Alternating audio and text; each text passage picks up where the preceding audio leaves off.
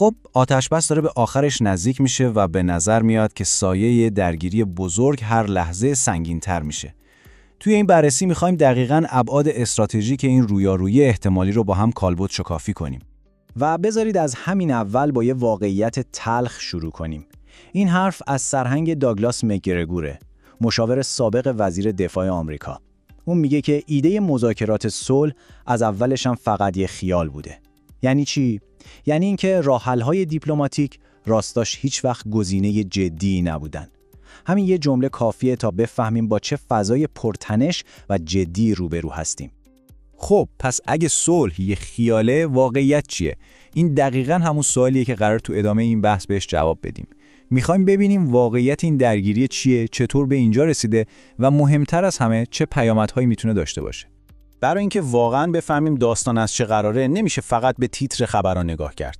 باید خیلی عمیق‌تر بشیم و تفاوت‌های بنیادین، استراتژیک و نظامی این دو طرف رو بررسی کنیم. یه جورایی مثل مقایسه داوود و جالوت، اما تو یه روایت کاملاً جدید. ببینید اینجا اصلاً بحث یه رویارویی بین دو نیروی برابر نیست. ما با دو تا رویکرد کاملاً متفاوت به جنگ طرفیم. از یه طرف آمریکا رو داریم با قدرت تهاجمیش که میتونه قدرتش رو هزاران مایل دورتر از خونه به نمایش بذاره. از اون طرف ایران که تمام استراتژیش بر پایه قدرت دفاعی و اون چیزیه که بهش میگیم مزیت بازی تو زمین خودی بنا شده.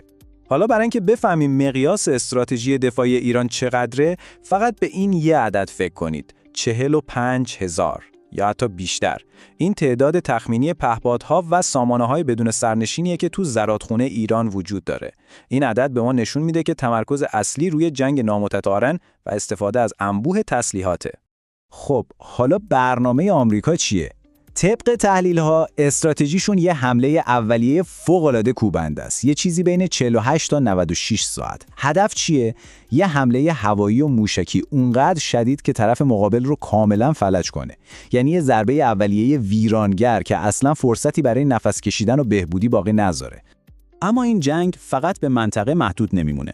بیایید ببینیم چطور یه درگیری منطقه‌ای میتونه یه اثر دومینویی ویرانگر در کل جهان به راه بندازه. هزینه این جنگ برای همه ما چقدره؟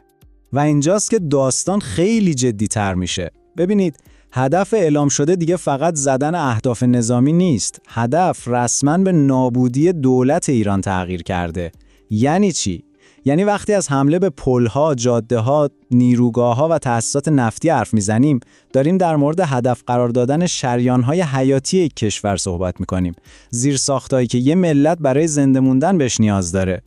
و این تخریب زیرساخت‌های واکنش زنجیره‌ای وحشتناک رو شروع می‌کنه. فکرشو بکنید، زیرساخت‌های نفت و گاز خلیج فارس نابود میشن. بعدش چی؟ قحطی جهانی. چرا؟ چون نصف مواد اولیه کودهای شیمیایی دنیا از این منطقه میاد. بعدش بحران انرژی با قیمت سوخت جت که سر به فلک میکشه. بعد از اون فروپاشی سیستم پترودلار. و در نهایت بی‌ثباتی سیاسی اونقدر شدید میشه که میتونه حتی باعث سرنگونی دولت‌ها تو اروپا بشه. یه دومینوی کامل.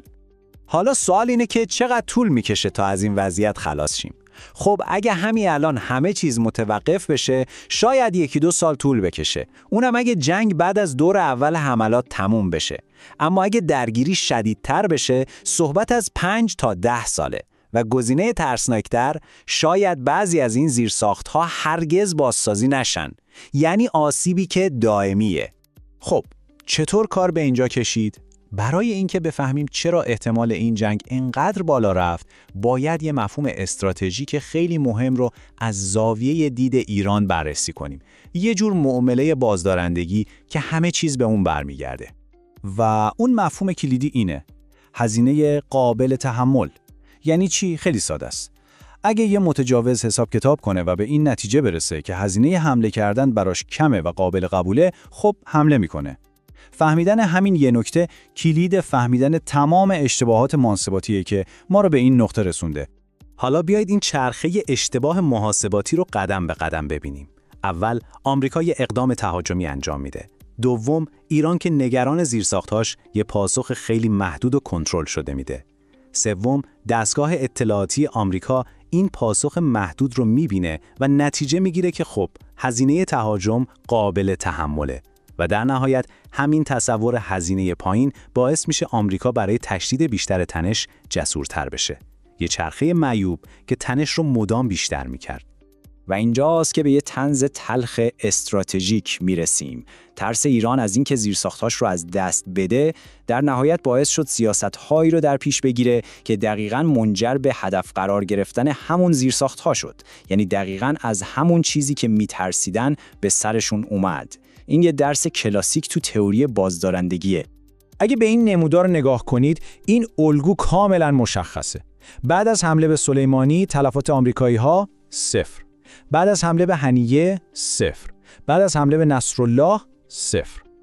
این پاسخهای محدود عملاً داشتن به طرف مقابل میگفتن که هزینه حمله به ما پایینه و این مستقیم به همون محاسبه هزینه قابل تحمل خوراک میداد. خب این ما رو میرسونه به برگ برنده نهایی یا بازدارنده نهایی ایران، یعنی مواد هسته‌ای، و اهمیت استراتژیکش تو همین یک جمله خلاصه میشه. تنها سلاحی که میتونه یه حمله هسته‌ای رو متوقف کنه یه سلاح هسته‌ایه. این منطق بیرحمانه ولی واقعی بازدارندگی تو عصر هسته‌ایه. ارزش استراتژیک اورانیوم غنی شده برای ایران دقیقاً همینه. حتی بدون اینکه بمبی ساخته بشه. صرفاً داشتن این مواد مثل یه سپر دفاعی در برابر بزرگترین تهدیدها عمل میکنه. چرا؟ چون تا وقتی ایران این مواد رو داره، آمریکا نمیتونه از سلاح هسته‌ای استفاده کنه یا حتی تهدید به استفاده از اون بکنه. چون اگه این کار رو بکنه، عملاً به ایران چراغ سبز و مشروعیت کامل داده که بمب خودش رو بسازه. یه جورایی یه وضعیت پات استراتژیکه. حالا بیاید یکم زاویه دیدمون رو بازتر کنیم و از جزئیات فاصله بگیریم. این درگیری فقط یه بحران منطقه‌ای نیست.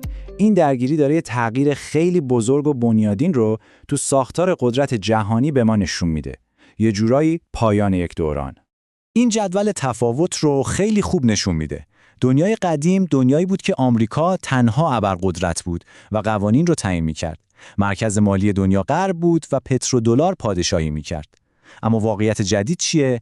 یه سیستم چند قطبی که توش قدرت‌های منطقه‌ای حرف اول رو میزنن، پول و سرمایه به سمت چین میره و سبدی از ارزها جای پترودلار رو میگیرن. این درگیری نماد همین دنیای جدیده. و به گفته مکگرگور، ریشه اصلی مشکل اینجاست. آمریکا داره تلاش میکنه یه واقعیت استراتژیک جدید رو بپذیره.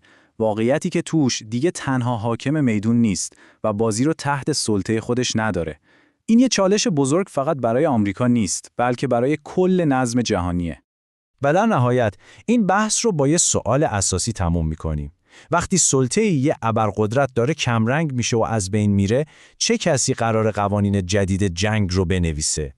آینده امنیت جهانی نامشخصه و شاید این درگیری فقط یه پیشنمایش از دنیایی باشه که قوانین بازی توش برای همیشه عوض شده.